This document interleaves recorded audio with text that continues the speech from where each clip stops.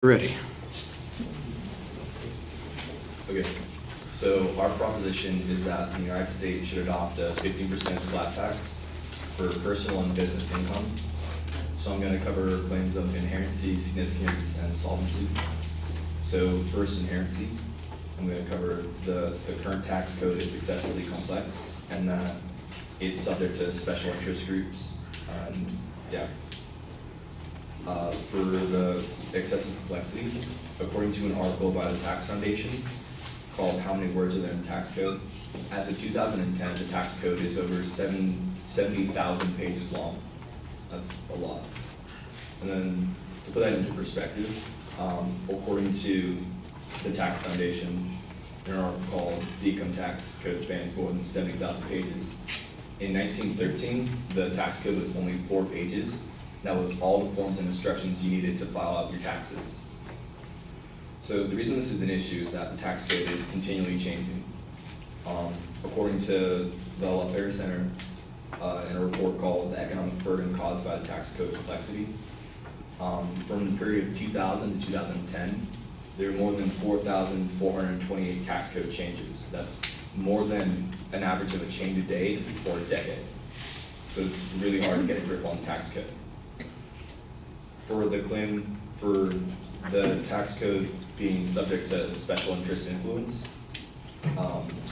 according to Citizens for Tax Justice, in their report called the Sorry State of Corporate Taxes, out of the 500 Fortune 500 companies, 228 didn't pay any federal income taxes for the period from 2008 to 2010, like at all.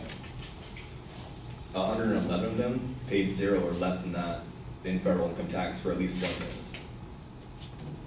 1 year. And additionally, in terms of the influence of special interest groups, according to the Cato Institute, in an article called Everything You Need to Know About Deductions and Loopholes, tax extender bills come up very often in Congress, and they're used to provide special breaks for certain industries. And about 1 out of 10 lobbyists are there specifically just for tax extender bills. So moving on to the significance claim. I'm going to show that the tax code is harmful to the economy, that the current tax code is unfair, and that a flat tax would be more fair, that adopting a flat tax would benefit taxpayers and the economy, and that the current tax system deters businesses from being based in the United States.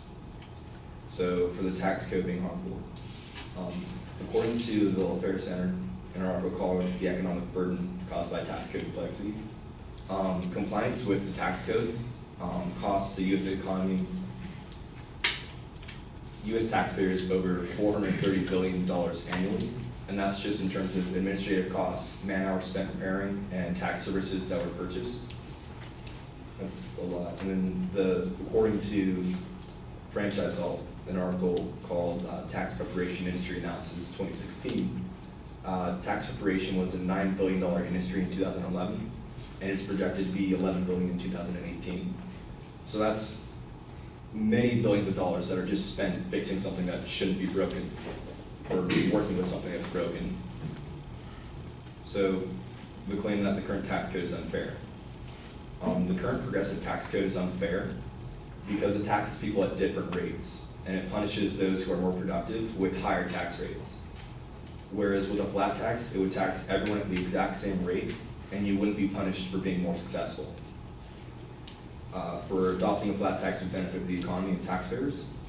According to the Tax Foundation, the cost of tax compliance, taxpayers would spend less time filling and preparing their taxes with a flat tax. Personal filers in the U.S. spend 3.1 billion hours preparing and filing for taxes.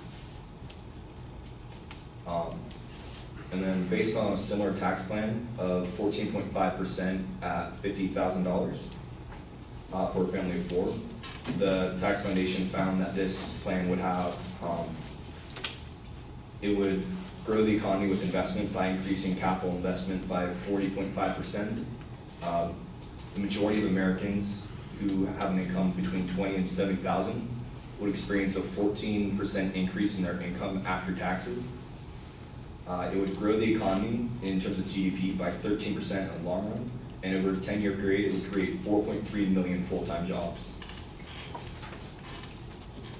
So, for the claim that the current tax code deters business from being based in the U.S., according to the Heritage Foundation, in an article called "How to Fix the Tax Code," the U.S. has the second highest effective corporate tax among the 34 OECD member nations.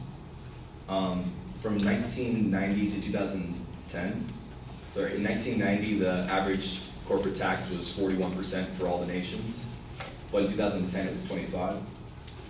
In 2010, the U.S. had a corporate tax rate of around 40%, so 40 compared to 25, that's a big incentive to not be based in the U.S. So adopting a corporate tax of 15% would place the U.S. At the current average at or below the current average of 25%, depending upon what state the company would be based in the U.S. And for the solvency claim, first, Congress should adopt an amendment requiring all income to be taxed at the same rate. This would prevent income tax from becoming a progressive tax or regressive tax without the abolishment of the amendment. The second point is that Congress should pass a bill to tax at a rate of 15% for business and personal income, and to remove all exemptions, deductions, and tax credits from the tax code. For my plan of action, personal income below $50,000 would not be taxed, and all income after $50,000 would be taxed at 15%. Business would be taxed at 15% across the board, and there would be no exemptions, deductions, or tax credits because they would allow for abuse or additional complexity of the tax code.